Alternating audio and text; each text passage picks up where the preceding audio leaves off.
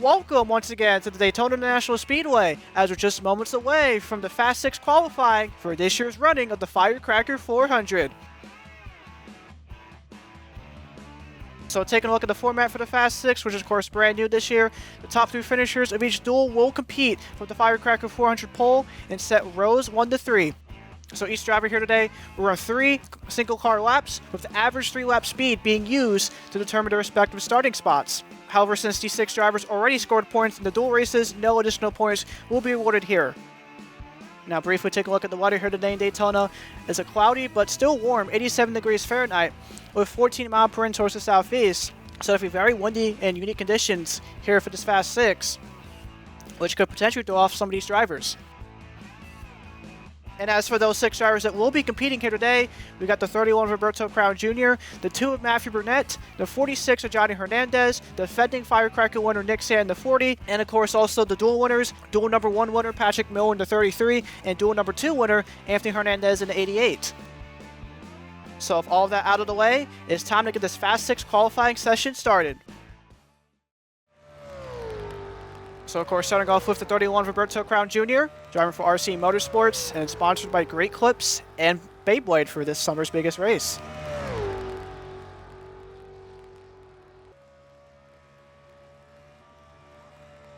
This is going to be Crown's 3rd Firecracker 400, and to start off the year so far, Crown hasn't really had the best results. 29th at Tennessee, our first super speedway of the year. However, during the last race at the Meadowlands, Crown started 2nd, got the lead not too long after, led the most laps, easily had the best car at any driver that day. However, due to bad pit stop timing and also lap cars, Crown had to settle for 3rd place finish, which is still by far his best finish so far this summer. But let's see how fast Crown's lap will be for lap number 1. 185.349 miles per hour is Crown's average for lap number 1. Now, of course, usually in a larger pack, it takes about 2 to 3 laps to get these cars up to full speed. So these 6 drivers got to really push themselves and push their cars to the absolute limits if they really want to start well on Thursday night's race. Now, so far for Firecracker Week for Crown, it's been rather decent. Was 8th fastest during first practice, got a 3rd place finish in the duels. Now, as for Crown's stats so far here in Firecracker Week, it was 8th fastest during Wednesday's practice session, 30th fastest during Thursday's practice session, and ended up finishing 3rd in his duel race. He was in duel number 1, so he did receive a single bonus point because of that. But let's see what lap number 2 is going to bring. 186.366, currently an average of 185.857.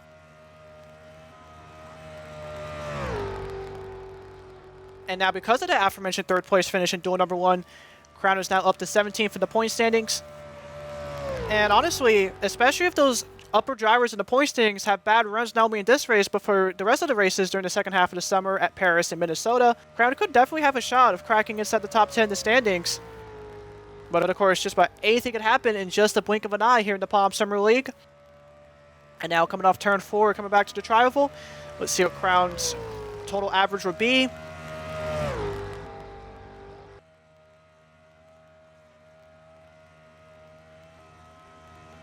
.186.49 miles per hour, bringing him to a total average of 186.41 miles per hour. So definitely a pretty solid start there for Crown. But of course, he's just the first out of 6 drivers. So 5 drivers remaining here in this Fast 6. And one of those drivers that are starting right now is the Florida native, Matthew Burnett in the 2 car.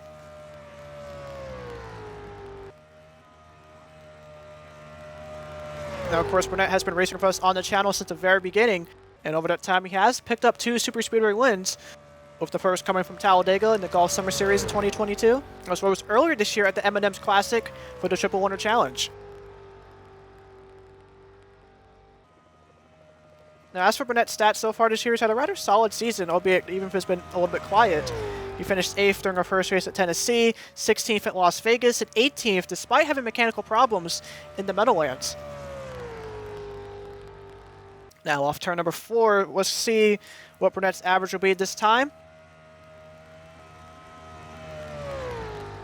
185.376 miles per hour, actually faster than Roberto Crown's lap number 1 average of 185.349. So far, so good for the Florida native.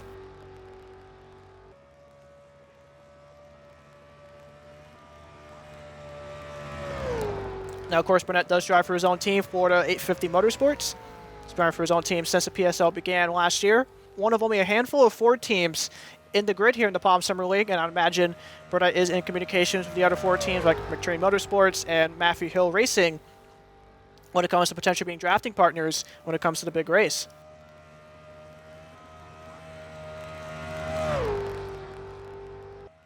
Anyways, coming to complete a second lap. Let's see what Burnett's average is this time by.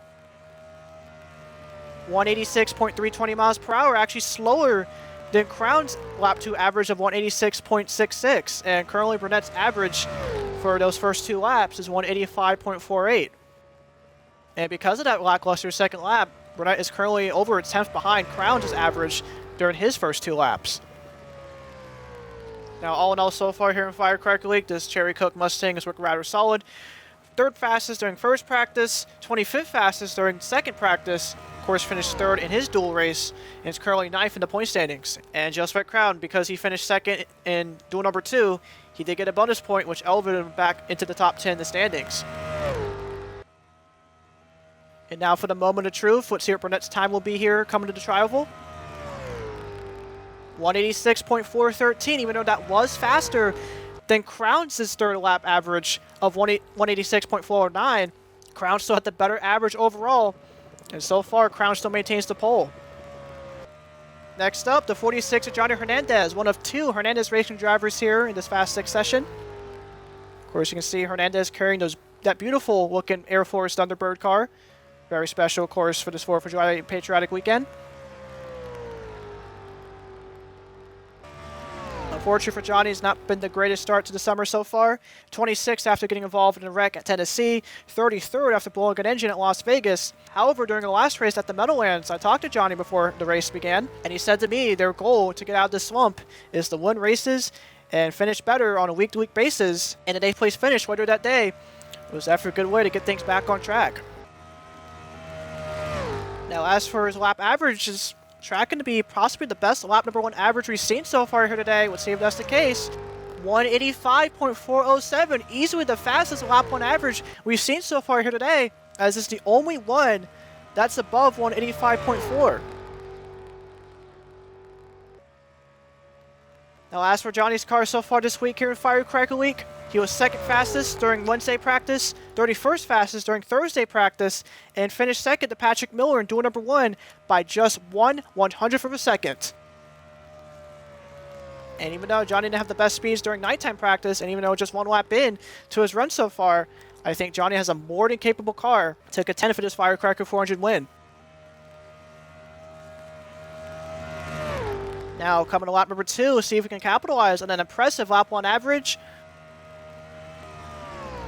186.382, again, the fastest lap 2 average we've seen so far. But can Johnny keep up this momentum for that final lap?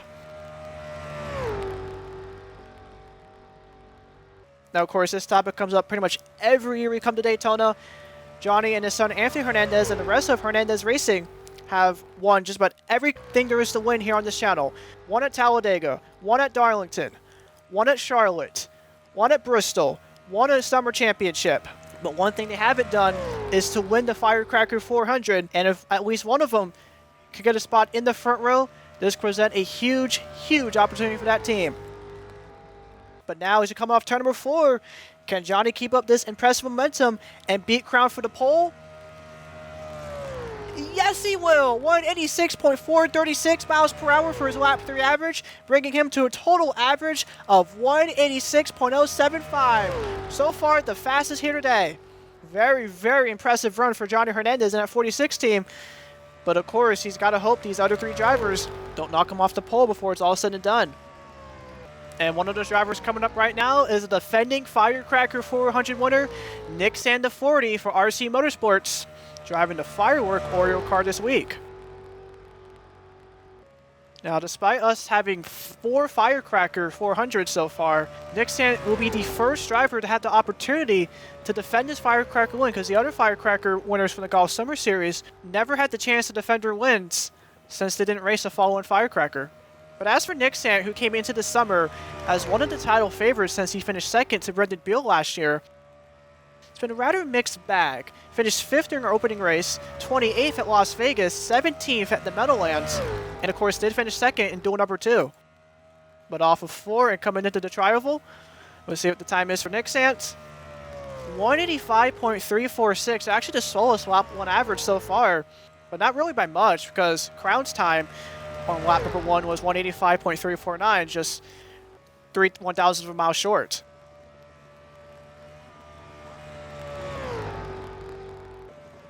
Now, if I were Nixant and this 40 team, I'd actually be kind of impressed that Nixant even got this far, because he was 33rd fastest and 34th fastest during the first and second practice sessions respectively. So initially when they got this car off the hauler, Nixant struggled to find speed, but that second place finish in the duel race and the fact that they're even here, in my opinion, is definitely a good confidence booster for that team. Now as for Nixant's second lap average, 186.355, faster than Matthew Burnett's second lap average, but unfortunately so slower than both Hernandez and Crown.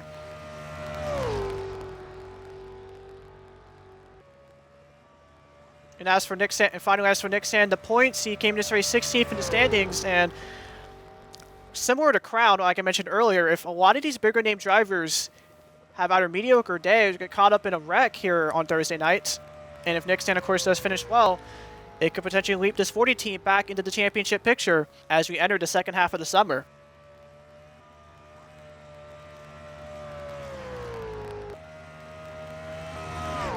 And now off of 4 and coming into the Tri-Oval, let's see what the average is for the defending Firecracker winner. 186.413 for lap 3, which brings Nixant to a total average of 186.038. This will put Nixant so far in 3rd, just above Matthew Burnett.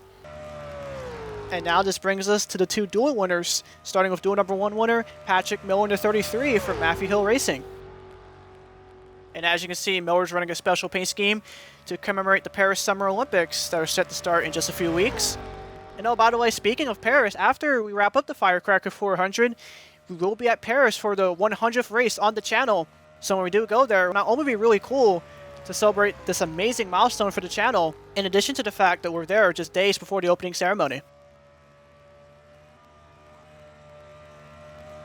Anyways, as Miller comes off turns 3 and 4, let's see what his average will be for lap number 1.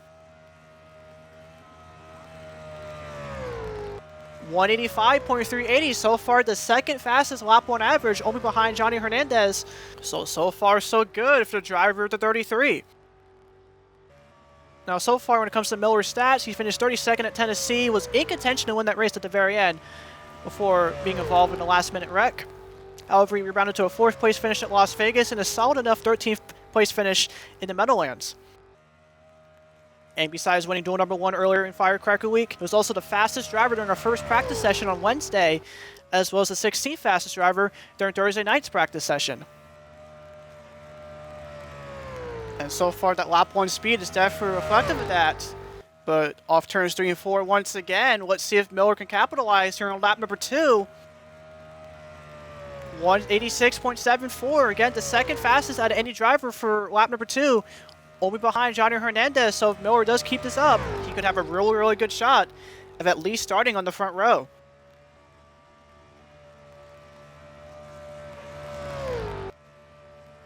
And much like a lot of these other drivers in this Fast 6, Miller's in a similar spot in points, 14th in the standings.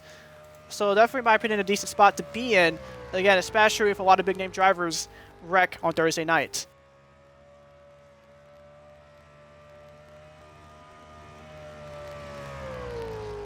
But now, as he comes off turn number 4, let's see where Miller's going to place amongst these other drivers in this Fast 6.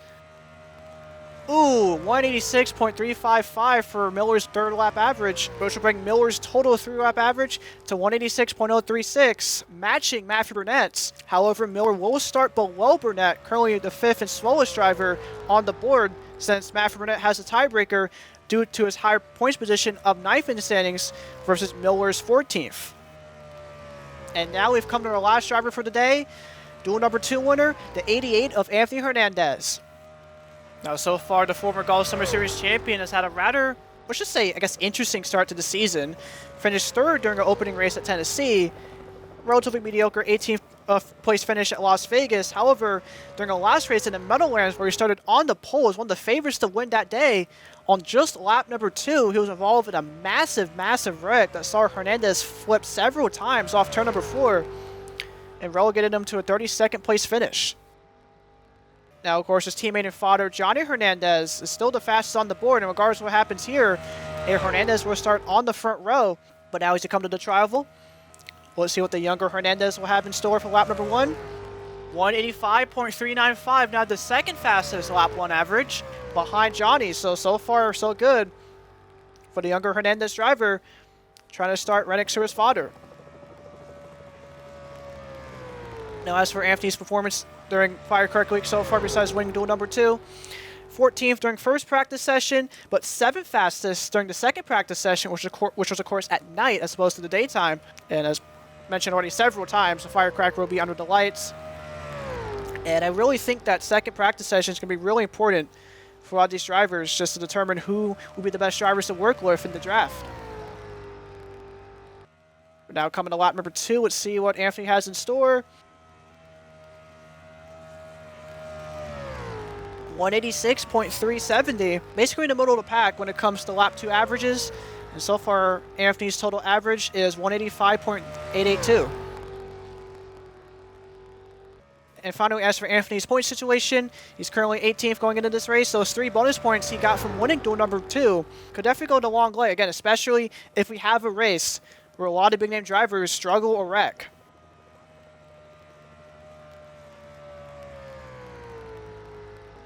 But as Anthony continues to turn stream 4 for the final time in this lap and for the final time here today in the Fast 6, can Anthony join his fodder on the front row for the summer's biggest race?